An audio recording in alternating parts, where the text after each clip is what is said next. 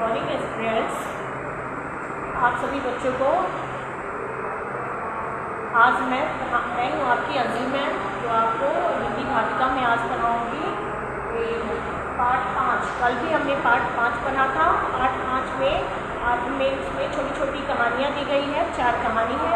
4 कहानी में कल मैं आप लोगों को 2 पढ़ के बताई, कहानी को समझाई और कठिन शब्द दिए थे आप लोगों को लिखने के लिए। आशा है कि आप लोगों ने वीडियो को देखा होगा और अपना अपना गृह कार्य यानी होमवर्क बनाया होगा तैयारी करते हुए। तो आइए आज फिर पार्ट 5 भाविका में पार्ट 5 पढ़ते हैं। और पार्ट 5 में अभी 2 छोटी छोटी कहानियाँ हैं। 2 छोटी कहानी में है, पहली कहानी का नाम है, इसमें कल 2 पढ़े थे, आज 2 में 2 बचा हुआ है। 2 बचे में पहला इसमें है अपना काम स्वयं करें। आज जो हम पहले पढ़ेंगे उसका नाम है अपना काम स्वयं करें। तो इस कहानी के माध्यम से बताया गया है कि कैसे हमें अपना काम स्वयं करना चाहिए और काम करने में कोई शर्म नहीं आनी चाहिए, चाहे कोई भी काम हो। तो बहुत सारे आदमी काम करने में संकोच में पड़ जाते हैं कि मैं तो बड़ा आदमी हूँ, मैं बड़ा पोजीशन पे हूँ, मैं इस काम को कैसे करूँ। तो इस कहानी के माध्यम से बताया गया है कि काम कोई छोटा बड़ा नहीं होता है, काम तो काम है। और जो काम अगर किसी के बिना रुक जाए तो उससे बढ़िया है कि उसको काम को खुद से हम करके समाप्त कर ले। तो आज की कहानी है, कहानी का नाम दिया गया है, छोटी सी कहानी, उसका नाम है अपना काम स्वयं करें। इसके प्रमुख पात्र हैं, इस कहानी के प्रमुख पात्र हैं ईश्वरचंद्र विद्यासागर जी। ईश्वरचंद्र विद्यासागर क्या है? एक महान समाज सुधारक जिनका जन्म 26 सितंबर 1820 ईस्वी में बंगाल में हुआ था।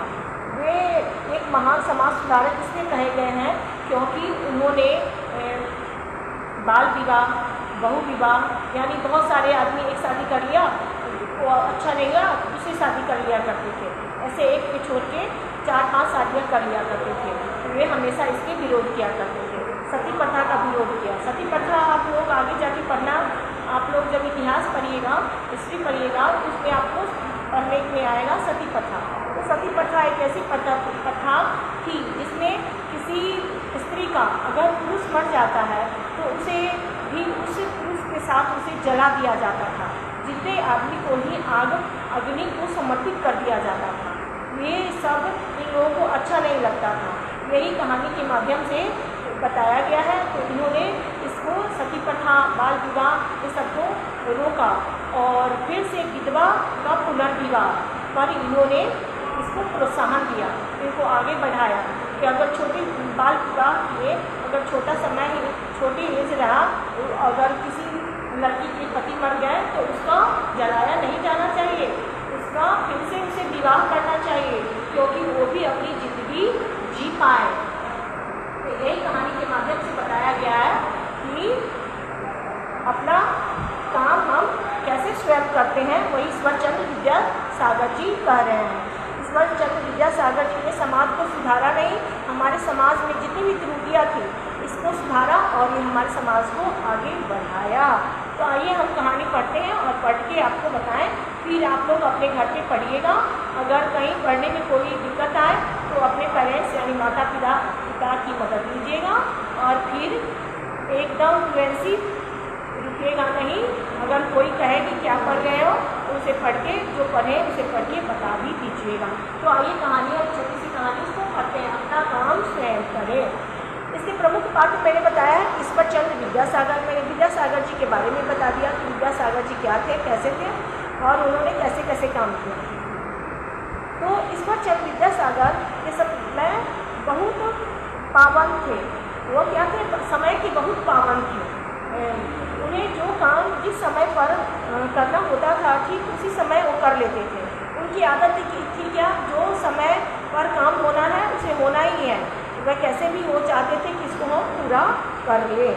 एक बार उन्हें किसी सभा की अध्यक्षता करने के लिए बुलाया गया। एक बार कहीं उनकी मीटिंग थी और मीटिंग के लिए उन्हें अध्यक्षता करने के लिए बुलाया गया था। तो क्या हुआ उस समय? निश्चित समय पर वहाँ पहुँच गए। वो तो अब समय के पाबंद थे, समय पर वो अपने पहुंच गए। लेकिन वहाँ क्या था, उन्होंने देखा कि सब लोग सभा भवन के बाहर घूम रहे हैं, सब लोग अपना इधर उधर घूम रहे हैं।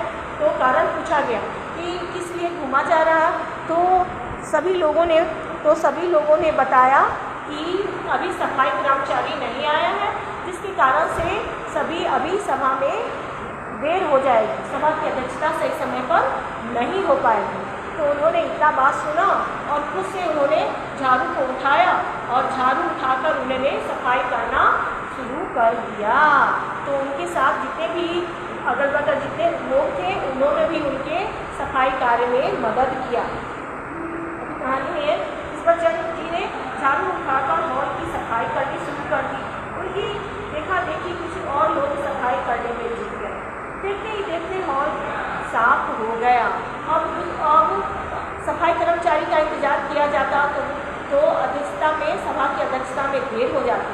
तो इसीलिए उन्होंने क्या किया, खुद से झाड़ू को उठाया और झाड़ू उठा के खुद से अपना कार्य करना शुरू कर दिए। सभा प्रारंभ होते ही ईश्वरचंद्र विद्यासागर ने कहा, हमें अपना काम अपने हाथों से करने में कोई संकोच नहीं होनी चाहिए। उन्होंने कहा कि हमें अपना काम करने में कोई संकोच नहीं होनी चाहिए, कोई झिझक नहीं होनी चाहिए, चाहे काम कोई छोटा हो या बड़ा हो, हमें अपना काम अपने सही समय पर कर लेना चाहिए। इस छोटी सी कहानी के माध्यम से उन्होंने बताया है कि अगर सफाई कर्मचारी अगर उस दिन नहीं आता तो क्या सभा की अध्यक्षता नहीं होती? तो होती, लेकिन देर से होती। इसलिए उन्होंने देर से न हो, इसलिए उन्होंने क्या किया, अपना काम स्वयं ही कर लिए। अब इसमें है दूसरा, अब आपका एक छोटी सी कहानी है। इस छोटी सी कहानी का नाम है सेवा भाव।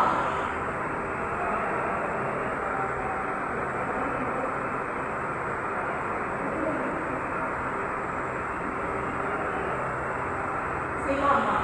अब ये मैंने बताया कि पहली कहानी के प्रमुख पात्र रखा गया है ईश्वरचंद्र विद्यासागर जी को। अब ये दूसरी कहानी है, दूसरी कहानी का नाम है सेवा भाव। अब इस कहानी के माध्यम से ये क्या बता रहे हैं, कैसे बता रहे हैं, इसके प्रमुख पात्र क्या है, तो आइए इस कहानी को जानने से पहले इसके प्रमुख पात्र को जानते हैं और पात्र के बारे में थोड़ा सा जानेंगे, फिर आगे बढ़ेंगे। तो इस कहानी के प्रमुख पात्र में रखा गया है प्रमुख पात्र एक सुभाष चंद्र बोस, जो हम सभी जानते हैं कि सुभाष चंद्र बोस हमारे भारत देश के क्या थे, स्वतंत्रता सेनानी थे। एक महान स्वतंत्रता सेनानी थे जिन्होंने आज़ाद हिंद फौज सेना का संगठन किया था। उन्होंने बहुत सारे अपना नारा भी दिया था। इनका जन्म हुआ था 23 जनवरी 1897 को उड़ीसा के कटक में हुआ था। और इनका जन्म हुआ उड़ीसा के कटक में।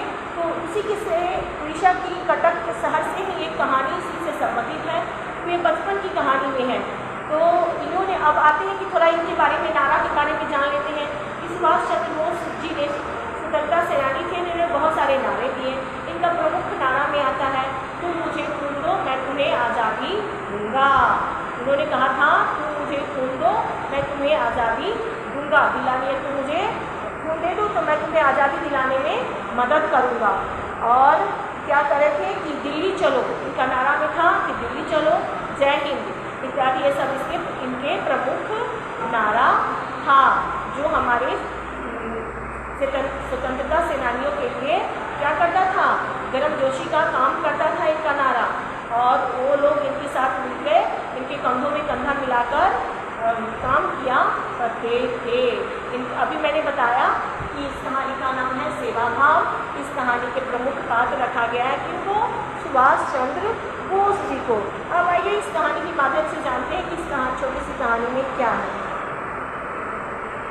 जब सुभाष चंद्र बोस स्कूल में पढ़ते थे, तो क्या सुभाष चंद्र बोस, ये इनकी बचपन की कहानी है। जब ये पढ़ते थे तो क्या हुआ, पढ़ते थे तो कटक शहर में हैजे की महामारी फैल गई। एक बार क्या हुआ, कटक शहर में, जो उड़ीसा में है, उड़ीसा के कटक शहर में एक बार हैजे की महामारी, ये हैजा एक ऐसी बीमारी हो जो एक दूसरे से फैलता है। अगर एक दूसरे से के संपर्क में जिसको एक बीमारी हुई है हैजे के, अगर उसमें आते हैं तो भी व्यक्ति संक्रमित हो जाता है। तो ये कहानी है हैजे की कहानी से संबंधित है। तो इन्होंने क्या किया, मौत महामारी, हजारों लोग मौत के मुंह के सामने लगे। इन्हें क्या हुआ, ऐसी महामारी थी इसलिए हजारों के हजारों मौत के मुंह में चले गए। सुभाष चंद्र बोस जी ने अपने साथियों को इकट्ठा करके मरीजों की देखभाल कर, हैजे की बीमारी में बहुत सारे क्या थे, उन्होंने अपने साथियों को बुलाया और साथी जितने भी बीमार थे, महामारी से ग्रसित थे, सभी को उन्होंने सेवा करना शुरू कर दिया। और सेवा करना शुरू कर दिया तो क्या हुआ, इसमें इनके साथियों ने भी इनका बहुत सहायता, इनकी मदद की बहुत सहायता की। अब इस कहानी में क्या है कि लेकिन कुछ लोग अच्छे काम में भी नुक्ताचीनी करने गए। नुक्ताचीनी यानी इधर उधर की बातें करना, जिससे कि शिकायत करना, उनकी खामियों को निकालना, उनकी कमियों को बताना, यही है नुक्ताचीनी करना। लेकिन कुछ लोग अच्छे काम में भी नुक्ताचीनी करने से बाज नहीं आते। हैदर नाम के एक गुंडे ने सेवा कार्य का विरोध करना शुरू कर दिया, पर इस बीच हैदर के परिवार में कई सदस्य हैजे की चपेट में आ गया। अब ये जब ये सबकी सेवा की भाव से सबकी मदद करते थे, सबकी सेवा किया करते थे, तो एक हैदर नाम का एक गुंडा इन्हें सेवा कार्य का विरोध करने लगा और इन्हें मना करने लगा ऐसे करने से। लेकिन इस बीच क्या हुआ कि इस गुंडे का ही, इस हैदर का परिवार ही हैजे की महामारी से ग्रसित हो गया। जब ग्रसित हो गया तो इसकी देखभाल करने के लिए, इसकी सेवा करने के लिए कोई जाता ही नहीं था। तो कोई भी उन लोगों की बीमारों की सहायता करने के लिए पास न फटका यानी उनके परिवार का, यानी हैदर के परिवार के जितने भी सदस्य बीमार था तो उनकी मदद करने के लिए कोई उसके पास जाता ही नहीं था। लेकिन इन्होंने क्या किया, अपने साथियों के साथ गए और इनके परिवार के सदस्य लोगों की अच्छे से सेवा की। और सुभाष ने उनके साथियों की बड़ी लगन से हैदर के परिवार की सेवा की और सेवा करके उनकी क्या की, हैजे की महामारी से उन्हें क्या किया, उसे निजात दिलाया, छुटकारा दिलाया। तो जब हैदर को इस बात का, हैदर तो इतना गुंडा और उन्हें विरोध करता था सबकी मदद करने के लिए, जब उसे इस बात का पता चला, जब उसे मालूम हुआ तो उसने क्या किया, तो देखिए जब हैदर को इस बात का पता चला तो बहुत लज्जित हुआ। वो तो विरोध करता था दूसरे की सेवा करने के लिए, लेकिन जब अपने परिवार की बात आई तो उसने क्या किया, वह बहुत ही शर्मिंदा हुआ, बहुत लज्जित हुआ, वह फूट कर रोने लगा। और क्या हुआ, सुभाष चंद्र बोस जी के पास जाकर वह जोर जोर से फूट कर रोने लगा। उसने अपनी गलती के लिए सुभाष जी से क्षमा मांगी। जब उसे एहसास हुआ कि सब दुनिया का मदद करने वाला, मैंने इनका विरोध किया फिर भी आके मेरे परिवार की मदद की, मेरी परिवार की सहायता की इन्होंने, तो वो अपनी गलती के लिए सुभाष जी से क्षमा मांगी। सुभाष बोले, रो मत भाई। सुभाष चंद्र जी बोले, उसको सांत्वना देते हुए बोले कि भाई मत रो, तो मेरा तो यह परम कर्तव्य बनता है कि मैं सबकी सेवा करूं। मैंने तो केवल अपना कर्तव्य निभाया है। किसी के दुख में काम आना मनुष्य का सबसे पहला कर्तव्य है। इन्होंने सबको शिक्षा दिया कि सुख में अगर किसी की मदद नहीं करते कोई बात नहीं, सुख में सब अपने ही सुखी रहता है, किसी का जरूरत नहीं पड़ता है। लेकिन जब दुख की समय आती है, दुख की बारी आती है, तो हमें एक दूसरे की मदद करनी चाहिए, उसकी सहायता करनी चाहिए। इस कहानी के माध्यम से सुभाष चंद्र बोस ने सबको बताया कि सेवा भाव और सेवा की भावना हम मनुष्य में होना ही चाहिए। तो जहाँ तक हमसे बन पाए, हमारा तन मन धन से हम उसकी सेवा करें, इसके बीमारों की सेवा करें, गरीबों की सेवा करें, निर्धनों की सेवा करें, ये हम अपनी तरफ से उनकी सेवा देना कर्तव्य हमारा बनता है। तो मैंने हैदर को समझाया और कहा कि अपना कर्तव्य, मैंने तो अपना कर्तव्य निभाया है। किसी के दुख में काम आना मनुष्य का, यानी सभी मनुष्य का अपना कर्तव्य बनता है कि जो मुसीबत में है, जो दुख में है, बीमारी में है, जो उसकी मदद करे, उसकी सहायता करे। सुभाष ने अपना सेवा भाव से एक दुष्ट व्यक्ति का मन बदल दिया। यानी सुभाष चंद्र बोस जी ने एक ऐसे दुष्ट का मन बदल दिया, एक ऐसे दुष्ट का मन बदल दिया जो इसका विरोध करता था, वो सुधर गया। इससे इनकी सेवा भाव, इनकी कर्तव्य परायणता देखकर वो अपना स्वभाव को बदल दिया। तो मैंने छोटी छोटी कहानियाँ आपको बताई है, पार्ट 5 में ही है हिंदी धारिका में। तो हमें आशा है कि आप लोग वीडियो को देखेंगे।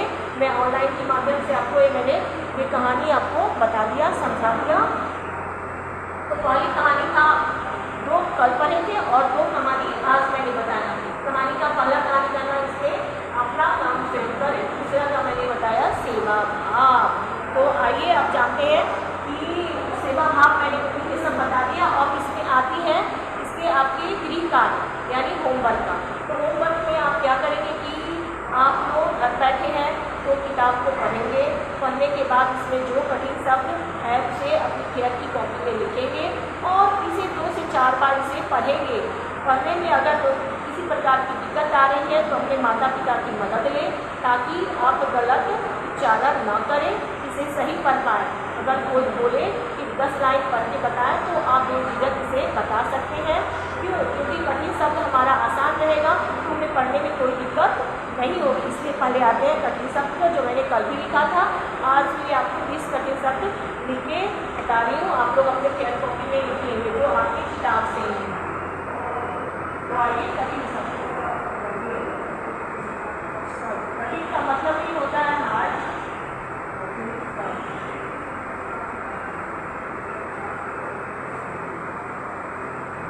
आपका किताब का ही है ये, तो आप लोग जिसको समझ में नहीं आए, जो पढ़ने नहीं आए वो भी लिख सकते हैं और वीडियो देखिए और वीडियो देख कर लिखिए।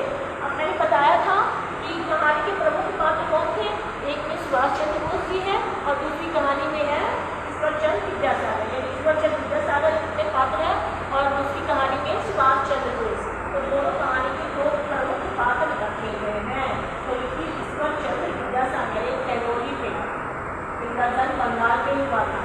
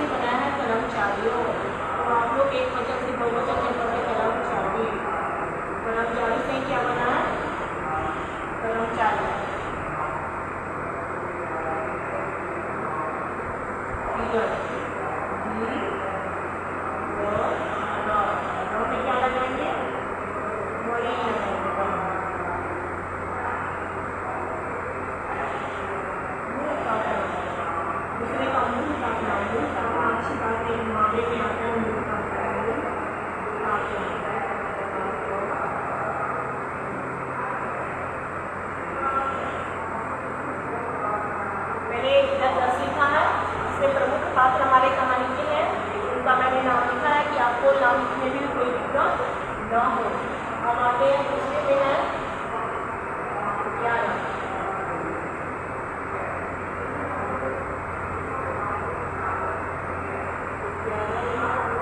अब दूसरी कहानी में है तो सुभाष चंद्र, इसकी प्रमुख कहानी के पात्र बताए गए सुभाष चंद्र बोस। उनका सुभाष चंद्र बोस, गाँव में नाम लगा है।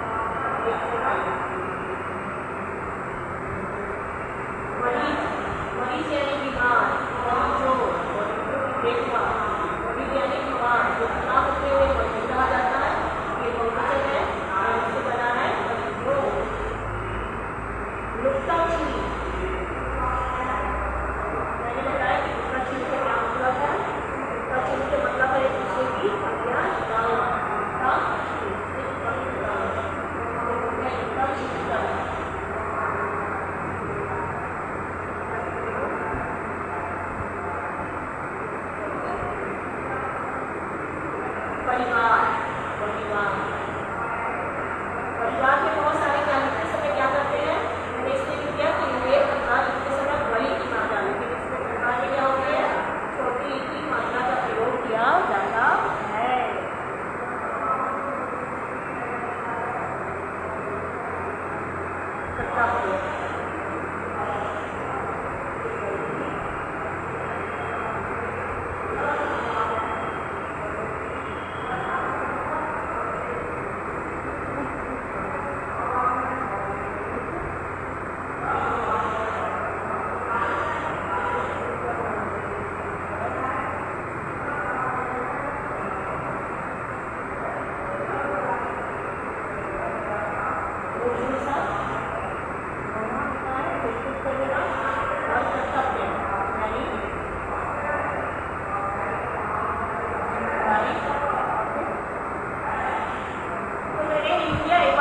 आप लोगों को बता रही हूँ कि क्या है ये।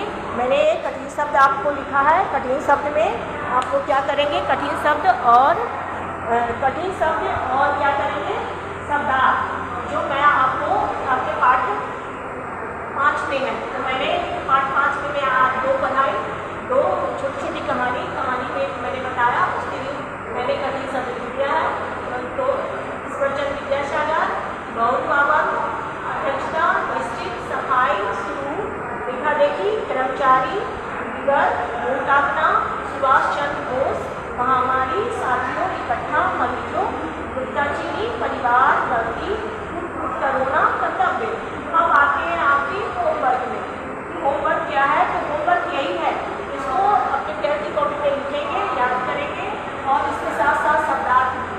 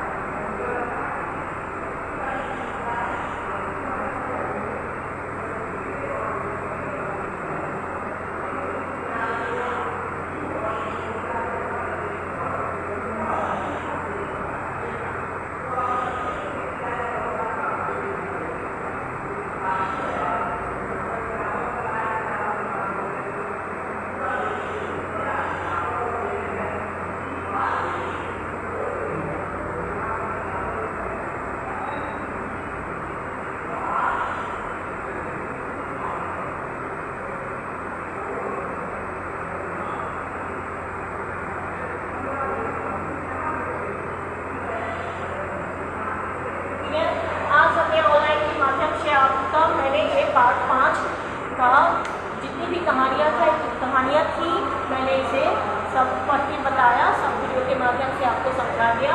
और ये पार्ट 5 ये आज कहानी ख़त्म हो गई। कल मैं आप लोगों को इसका प्रश्नोत्तर करवाऊँगी। आशा है कि आप सभी वीडियो को देखेंगे और देख के क्या करेंगे, आपने मैंने दिया है इसका होमवर्क क्या है, तो होमवर्क है पार्ट 5 पढ़े, यानी जो मैंने कहानी बताया है वो खुद से आप लोग पढ़ोगे। जो समझ में नहीं आएगा अपने पेरेंट्स की मदद लेंगे।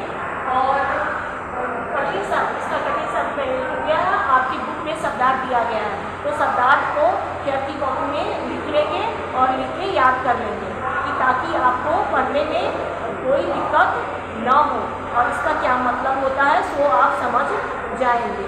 तो हमें आशा है कि आप सब इस वीडियो को देखेंगे और देख के अपना आज का होमवर्क बना लेंगे। तो आज मैंने आपका पार्ट 5 ख़त्म कर दिया। और जो बच्चे अगर ऑनलाइन नहीं अटेंड कर पा रहे हैं, जब स्कूल खुलेगी तो मैं इसको फिर से दोबारा दोहरा दूँगी। आशा है कि आप लोग होमवर्क अभी का बना लेंगे। धन्यवाद।